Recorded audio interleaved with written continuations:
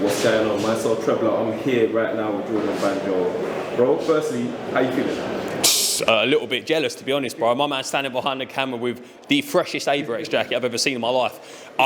Unfortunately, I might be just a smidge too tall. I'll be trying to barter to come. I'll be like, interview for the jacket, bro, because the jacket's crazy. Yeah, that's the one.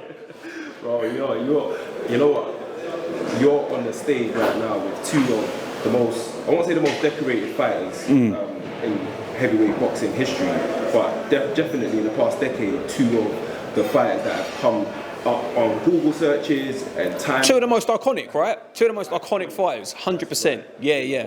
For you personally, I saw you up there. You said something about it's Del Boy's time. I think you said something about your kind of pipping Del Boy for the fight on the floor. Yeah, it's tricky, you know, because I've been going back and forth on it. I keep going back and forth, and I think really it all comes down to Wilder. We know Derek trains like a beast. He's going to be a 19-stone juggernaut who's going to try and come there and drown you. That is what he's going to do. He doesn't leave a stone unturned, whether he looks like he's got abs, whether he looks like he's just come out the calf. It don't matter. That's what Chisora's going to do. Okay, we know that. With Wilder, the last few fights, he's looked, if I'm honest, that he can't pull the trigger on that right hand, and that was his biggest asset. Yeah, he's got a good jab and stuff like that. We all know that, but that right hand's his biggest asset. If what he's saying is true, he's healed, he's back. I think the Bronze Bomber, he's gone. We don't have the Bronze Bomber no more.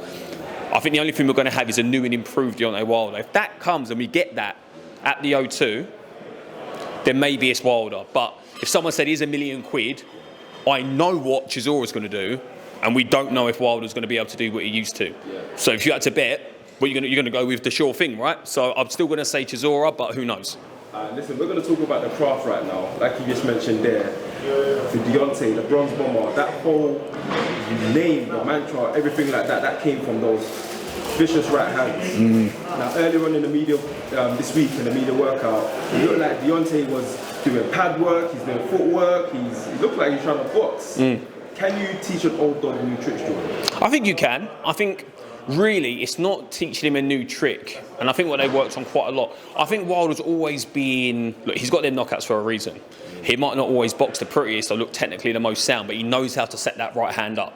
The last few fights between Zhang, Parker, even Tyrell Herndon that he won, they felt very temperamental, do you know what I mean? Which is why he ended up losing the way he did.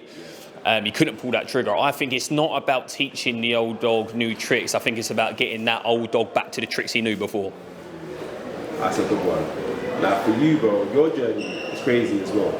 You know, from winning the hearts and minds, you know, on Britain's Got Talent, to now you're in the space that a lot of people want to be in. What's that journey been like for you?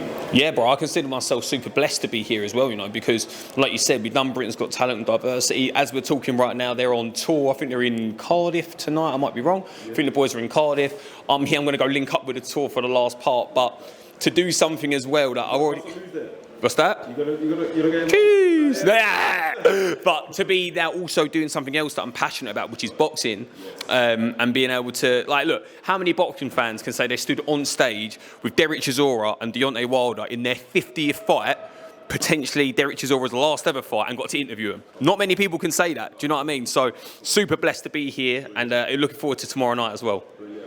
So your journey in the ring as well, working with Misfits Pro, what's that been like? Everyone's obviously rooting for you as well. You've got the hearts and minds of the nation, but like you said, you've actually got a passion for boxing. Yeah. So what does that journey look like for you as well now? Sure, it's been good, man. It's been a lot of hard lessons quick. The first one being you don't play boxing, and you really don't.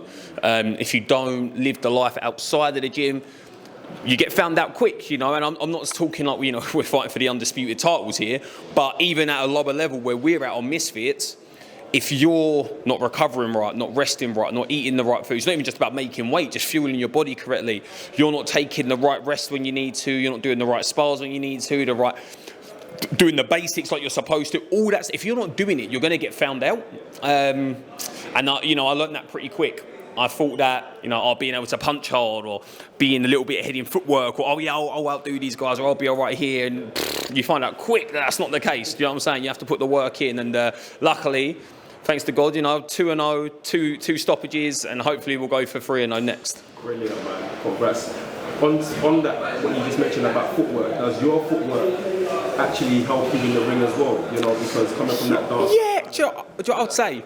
Coordination. Yeah. Do you know what I'm saying? For someone who's only boxed for a couple of years, you know, when we're drilling footwork and you're learning them fundamentals, for a lot of people when you very first start that, it's hard for people to get their head around. For me, I managed to pick it up quite quick, so we managed to go. But once you kind of start, just because you can kind of pick something up quick, doesn't mean that you master it quick. Everyone's got to put that time in, so we're still learning.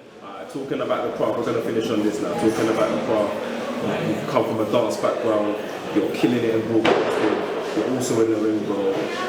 The medium, or the common ground for me, seems like you're just dedicated to the craft. Now, for anybody that's watching this, watching your journey, inspired by you, Jordan, what message do you have for them about the craft, bro? I think no matter what the craft is, whether it's literally arts and crafts, whether it's boxing, whether you're a competitive eater, whether you just collect Averix jackets, consistency is key. Keep at it, don't give up. You're going to get deterred sometimes. There's going to be bad days, there's going to be good days. It's not about getting up and just loving something, it's about the discipline behind it as well, so stay consistent. Love that. Thank you for your time. No worries, brother.